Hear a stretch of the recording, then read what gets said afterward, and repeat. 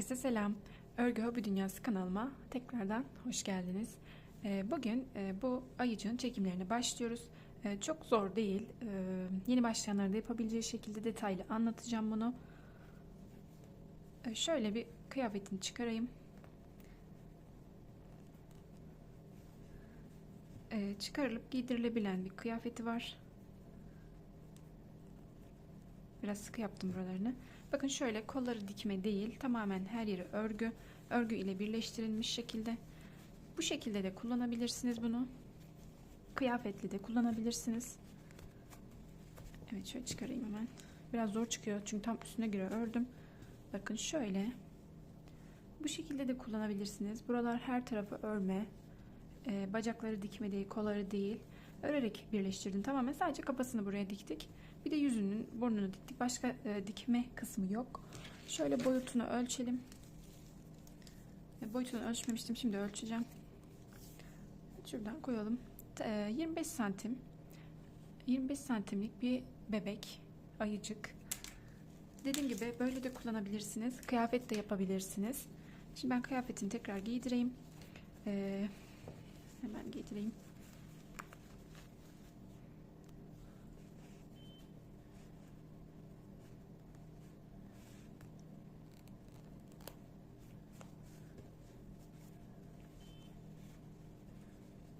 Önden düğmeli bir kıyafet yaptım buna.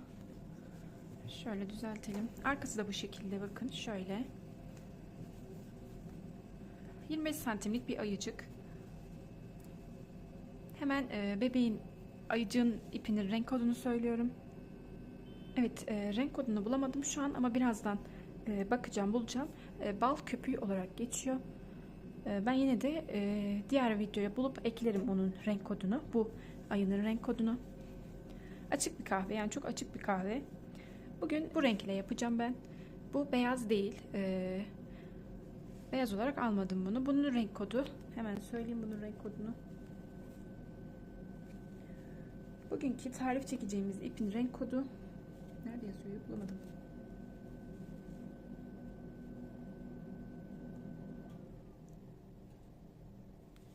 Renk kodu yazmıyor.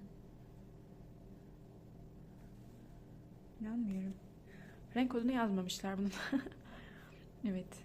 Renk kodu yok. Bir daha bakayım. Yok, gerçekten yok. İnanamadım şu an. Neyse, böyle açık bir renk. Siz de artık hangi renk örmek isterseniz, kahverengi, gri, yani her renk ayıcık olur. Size kalmış. Elinizdeki ipe kalmış. Ben bununla tarifi göstereceğim. Bakın, böyle ayaklarının altını beyaz yaptım ben bunun. Bunun ayaklarının altını da şöyle göstereyim. Kahverengi yapacağım. Bunun ayaklarının altını ben bir tanesini ördüm. Bugün ayağını, kolunu öreceğiz. Şöyle göstereyim. Bunların tarifini vereceğim şimdi size. Şöyle bir parça kahverengim vardı benim. Onunla altını ördüm. Aslında bunun altına beyaz yapmayı düşündüm ama ikisi bu iple beyaz çok uymadılar. Yani uyum olmadığı için kahverengiyle daha çok uyum sağladı. O yüzden kahverengiyle yaptım. Gözleri kaldı. Bir tek gözlerini de söyleyeyim. Gözleri 12 milim, yok 10 milim, pardon. Gözleri 10 milim. 12 de olur. Bir tık büyüğü de olur. Kaldırır kafası. Ama 15 kaldırmaz. 10 ve 12 milimlik gözler kullanabilirsiniz gözlerine. Bunun dışında istediğiniz uyumlu iki renkle örebilirsiniz. Böyle kulaklarının içine de hafif beyazlar yaptım. İşlemesi için beyaza ihtiyacımız var. Evet, ben yine 2,5 milimlik tığımı kullanacağım. Bir de şey söyleyeceğim. Ben ayaklarının altını kahverengi yapacağım ama isterseniz tek renkte yapabilirsiniz. Yani hiç sorun değil. Burayı tek renkle örebilirsiniz. Ayıcığı tek bir renkle de örebilirsiniz. Zaten çok az bir parça ip gidiyor buraya. Yapmaya da bilirsiniz yani. Hemen başlayalım. Ben kahverengiyle yapacağım. Başlıyorum. Evet, zincirimi sabitledim. 7 tane zincir çekiyoruz. 1, 2, 3, 4, 5, 6, 7. 7 zincir çektikten sonra biraz yaklaştırayım. 6.'nın içine çift batarak birinci sıraya başlıyoruz. Birinci sıradayım şu an. Bir çiftle başladım. Bir tane arttırma yaptım. Arada 4 tane örüyorum. 1, 2, 3 ve 4. 4 tane sık iğne ördüm. Bir tane sık iğnem kaldı sonda. 5. sık iğne bakın. Yani 6. aslında. Şurada bir çift yaptım. 4 tane ördüm. 5 tane örmüş oldum. Sonuncunun içine 3 tane örüyorum. 1 2 ve 3. 3 tane ördüm, döndüm bakın. Diğer taraftayım. Şimdi 4 tane daha tek örüyorum. 1 2 3 4 tek ördüm. Sonda bir tane bakın sık iğnem kaldı. Onun içine de çift örüyorum. 1 2 çift ördüm ve bitti bakın. Hemen şurada sıra başındaki ilk sık iğnemin içine giriyorum. İlmek kaydırmamı yapıyorum ve bir zincir çektim. Birinci sıra tamamlandı. Şimdi ikinci sıradayız. İkinci sırada bir tek örüyorum. Tek bir tane ile başladım. Bir çift örüyorum. Bir tek bir çift ördüm. Şimdi örüyoruz hemen. Şu an tek öreceğim. Sık iğne öreceğim. 1 2 3 4 yine 4 tane sık iğne ördüm arada. Şimdi arka arkaya 3 tane artırma yapacağım. 1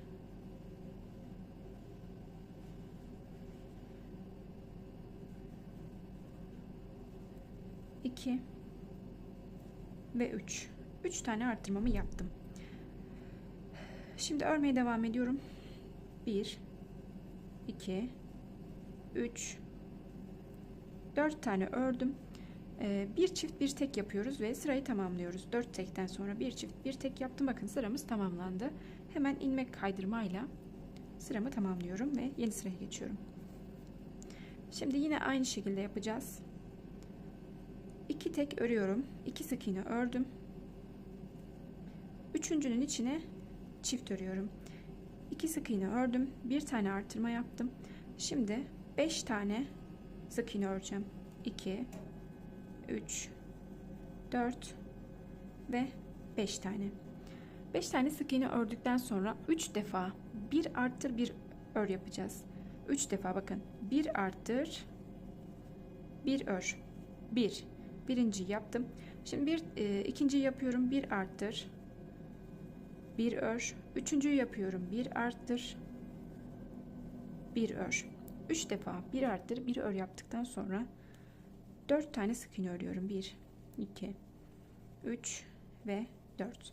Bakın sonda yine 2 tane kaldı. Buraya da bir çift bir tek yapıyoruz. Ve sıramız tamamlandı. Şimdi son arttırma sıramızı yapıyoruz. 3 tekle başlıyorum. 1 2 3 bir tane arttırma yapıyorum. Bir tane arttım. 3 tek yaptım. Bir tane arttırdım. Bak kaçıncı sıradayım? 1 2 3 4. sıradayım. 4. sıradayım şu an. 1 2 3 4. 4. sırada 3 sık iğne, bir arttırma yaptım. 6 tane sık iğne örüyorum. 1 2 3 4 5 ve 6. 6 tane sık iğne ördükten sonra 3 defa yine bir arttır 2 sık iğne, bir arttır 2 ör yapacağız. 3 defa. Birinciyi yapıyorum. Bir arttır 2 ör. İkinciyi yapıyorum. Bir arttır 2 ör.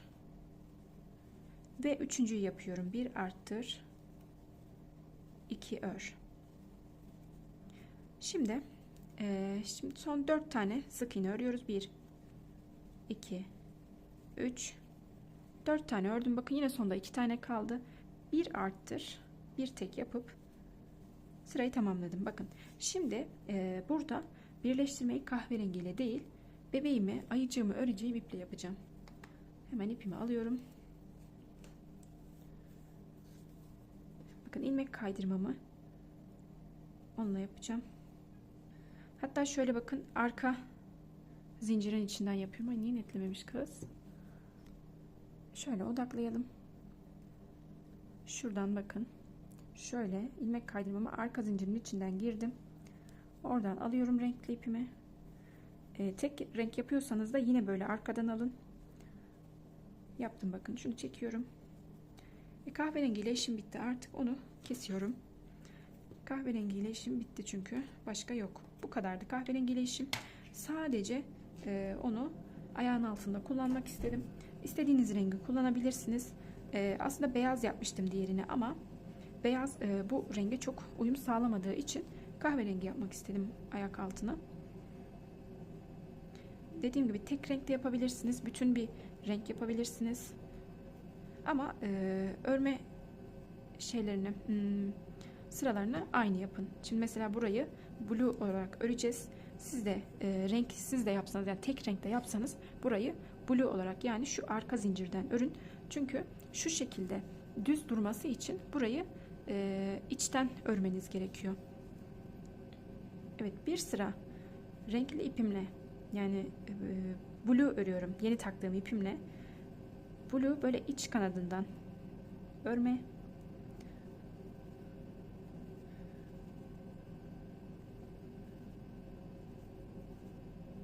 Evet, bir sıra hiç artırma eksiltme yapmadan örüyorum.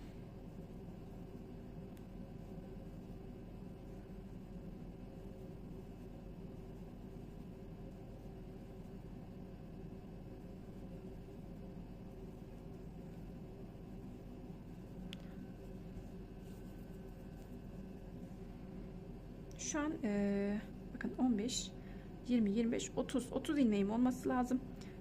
Ben size toplam ilmek sayılarını söylemedim galiba örerken. Şu an 30 ilmeğe ulaşmış olmamız lazım.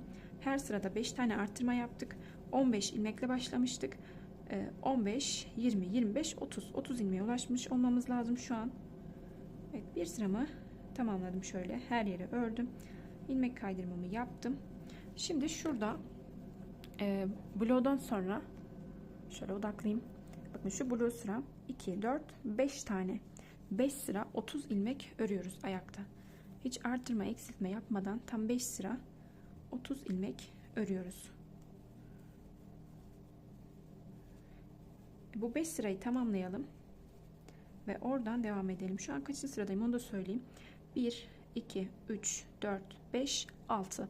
Şu an 6. sıradayım. 5 sıra daha öreceğiz. Kaçıncı sıraya geliyoruz o zaman? Dur hemen sayayım. 6, 7, 8, 9, 10.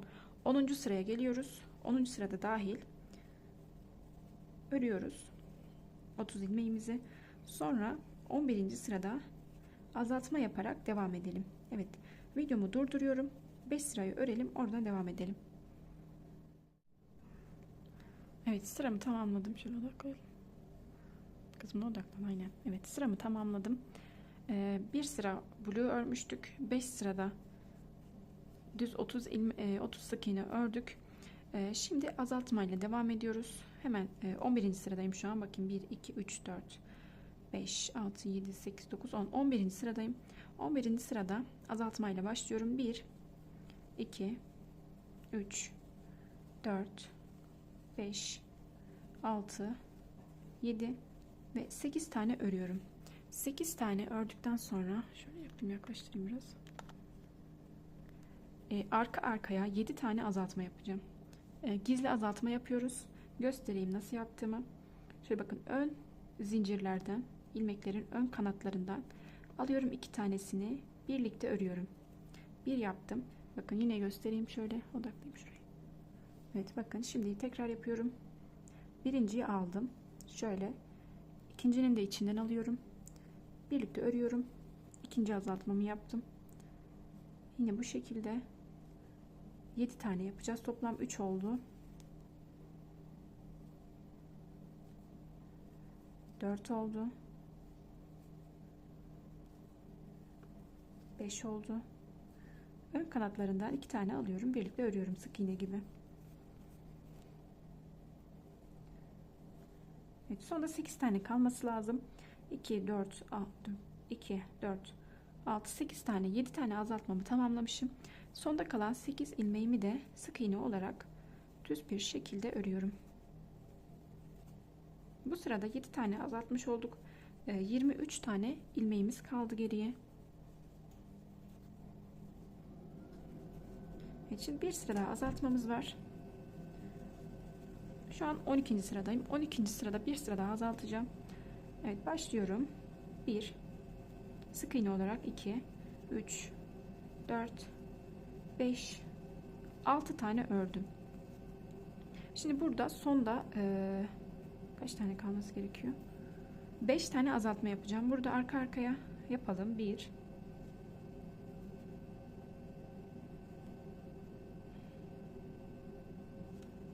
2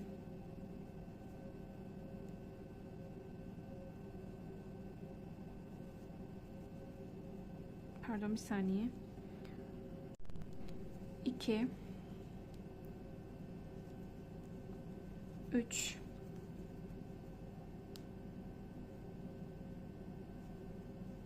4 ve 5 tane yaptım. Sonda 2 4 6 7 tane ilmek kalmış oluyor. Sayalım bir daha. 2 4 6 7 tane ilmek kalmış oluyor. 7 ilmeğimi de sık iğne olarak örüyorum. Odaklayalım. Sık iğne olarak şöyle mi koysam? Yok, şöyle kenarda dursun.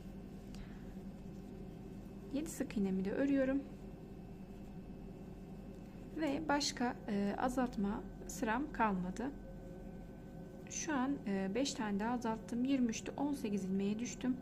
18 ilmeğimi 10 sıra hiç arttırma eksiltme yapmadan 10 sıra boyunca öreceğim. Ve ayak bacak buraya kadar.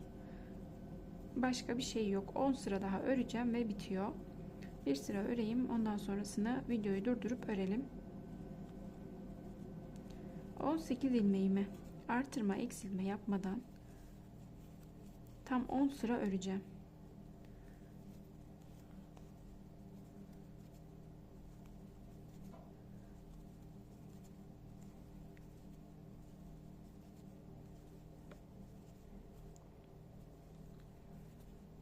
Evet, 18 ilmeğimi ördüm. Bir sıra 9 sıram kaldı benim.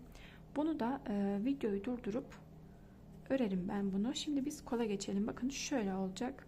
Azaltmadan sonra bakın şurada son azaltma 2 4 6 8 ve 10 tane durun. Şurada son azaltma 2 4 6 8 10 sıra örün. Örmeden önce şimdi içini doldurun biraz. Bu ayak kısmını bakın şöyle çok yumuşak değil. Çok sert de değil. Orta bir seviyede doldurun. Ördükçe de doldurabilirsiniz. Ama iyice sona kadar beklemeyin. Ayak için hem örün hem doldurun. O şekilde daha kolay olur. Sona bırakırsanız biraz bu kısımlarını doldurmakta zorlanabilirsiniz. Şimdi biz kola geçelim. Evet, şimdi kola yapacağız. Yine ayıcamızı yaptığımız rengi kullanıyoruz.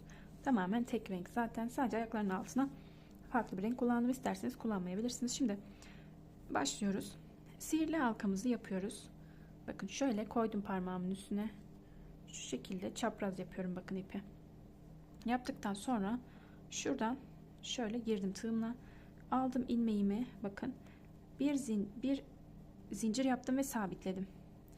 Şimdi bunun içine şöyle iki ipin de arasından şöyle 6 tane örüyoruz. Bakın 2 ip arada kalacak, şu 2 ip. 1 2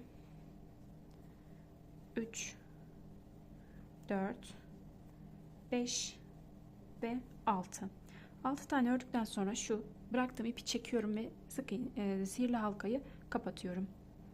Şöyle ilk ilmeğimin içine, bakın ilk yaptığım ilmeğin içine giriyorum. Biraz çok sıktım. İnşallah girer. Girdi. Girmiş, tamam. Bir ilmek alıyorum ve ilmeği kaydırıyorum bakın içinden. Bir zincir çektim ve birinci sırama başlıyorum. Şimdi birinci sıradayım. 6 tane ilmeğim var.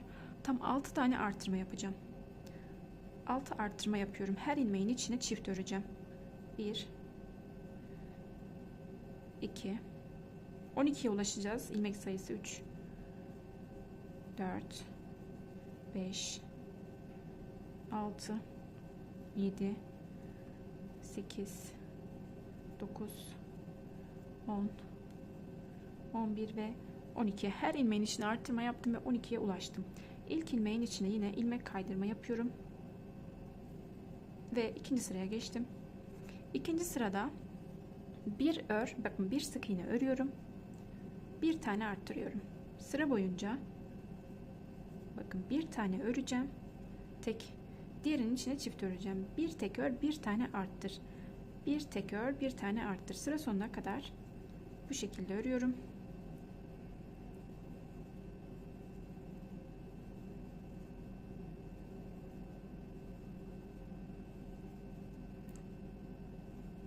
şekilde 6 tane daha arttırmış oldum.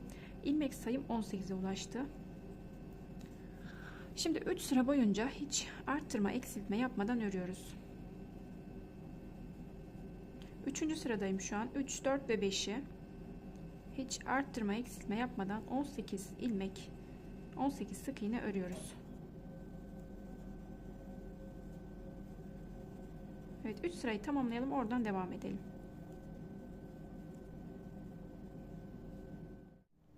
Evet, 3 sırayı tamamladım. 1 2 3 4 5. sırada tamamladım. 6. sıradayım. 6. sırada azaltma yapacağım. Bir örüyorum. Bakın, bir tek ördüm normal şekilde.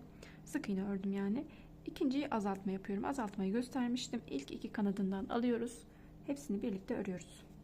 Sıra boyunca bir sık iğne, bir azalt yapacağız. Bir sık iğne, bir azalt. Bir sık iğne, bir azalt.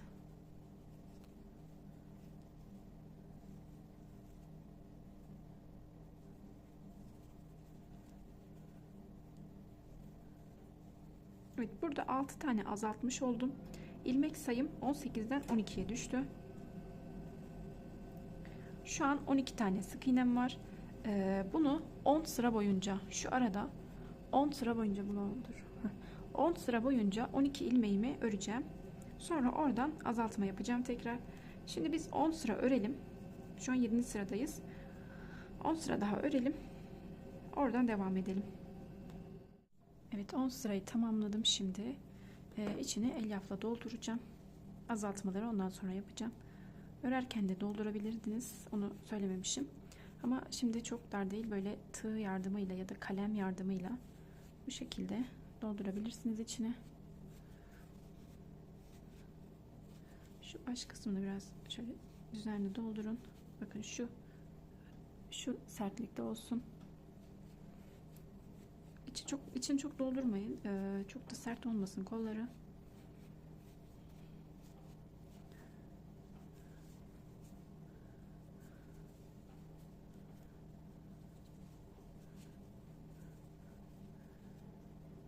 Yeterli bu. Şu kısmı, üst kısmını da dolduracağım.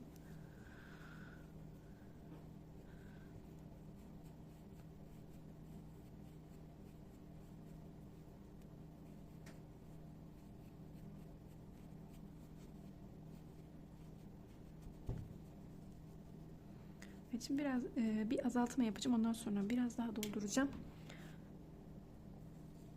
Şu an sıra sayımı bilmiyorum. Kaçta kaldım bilmiyorum. Ben onu yazı olarak ekleyeceğim. Şimdiki sırada diyeyim. 2 ör, bir azalt yapıyoruz. 2 ör, bir tane azalt.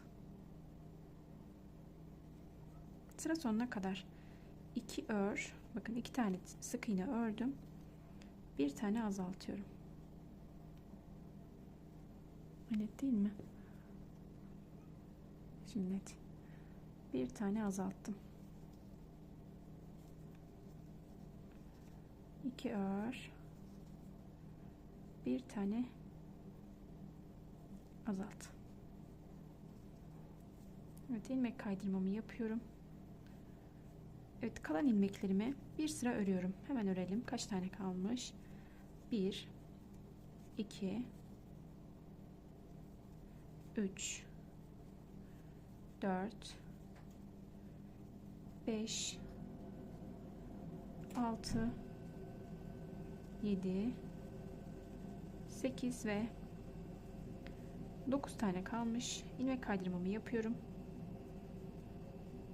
Bir zincir çektim.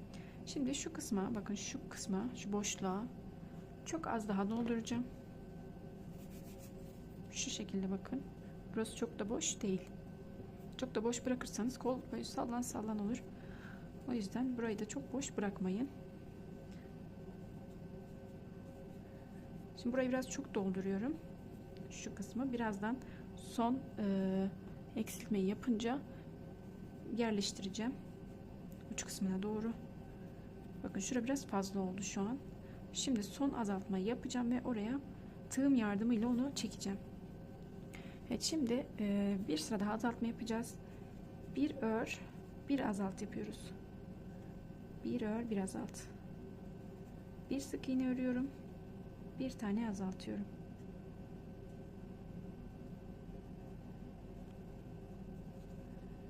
Bir sık iğne örüyorum. Bir tane azalttım. 3 tane daha azaltma yapmış oldum bu sırada. Ve 6 ilmeğim kaldı. İlmek kaydırmamı yapıyorum. Şimdi son bir sıra 6 sık iğnemi öreceğim ve bitiriyorum kolu. Son 6 sık iğnemi bir sıra örüyorum. 3 4 5 ve sonuncuyu da öreyim. 6 ilmek kaydırmamı yapıyorum ve bir zincir çektim, koparıyorum. Şöyle bakın, şura çok doluydu. Şöyle buradan giriyoruz. Şöyle üst kısmından gidip elyafı tutup buraya yerleştiriyoruz. Öne doğru çekiştirip. Bakın şöyle. Burayı da doldurmuş olduk. Çok boşsa şu kısımdan tığınızın ucu yardımıyla biraz daha doldurabilirsiniz. Bugünkü tarifim, başlangıç videom buraya kadardı. Ayıcık videomun başlangıcı. Sonraki videoda gövde kısmını çekeceğim. Ayakları örmüş olun, kolları da örmüş olun. Çünkü hepsini birleştirerek öreceğiz. Dikme yok, hepsini bir öreceğiz. Yarın demeyeyim. Sonraki videoda gövde ile devam edelim örmeye. Örüyorsanız kolay gelsin. Sonraki partta görüşmek üzere. İyi günler. Kanalıma abone olup videomu beğenirseniz teşekkür ederim. Herkese iyi günler.